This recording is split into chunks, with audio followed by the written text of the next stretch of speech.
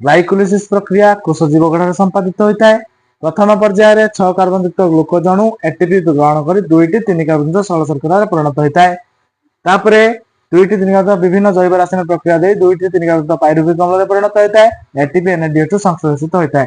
3 carbon युक्त pyruvic अम्ल जदि अम्लजान अनुपस्थिति अच्छी ताले से कौन करछि ना ईस्ट कोष संपादित हम 2 कार्बन युक्त इथानल में परिणत करते ईस्ट माने जोटा को क्षुरासार किरण बोली कहते अंगारकाम्ल और शक्ति मुचित होता है। वायु अपजीवी शोषण उदाहरण कहीं अनुपस्थिति अच्छी जदि O2 अभाव अच्छी पेशी कोष निकट देखा देता है और से 3 कार्बन युक्त किसी चेंज हबार नहीं केवल 3 कार्बन युक्त लैक्टिक अम्ल से परिणत होगा पायरुविकटा लैक्टिक रे परिणत है यहाँ मांसपेशी बाकुला हो जाए शिथिलन घटे है तेणु ऑक्सीजन उपस्थिति पूर्ण मात्रा यदि अच्छी से माइटोकॉन्ड्रिया भीतर को पलैज विभिन्न जैव रासायनिक क्रिया से भाग नब भाग नहीं सारा कौन कर अंगारकाम्ल जल शक्ति ये जो ग्लूकोज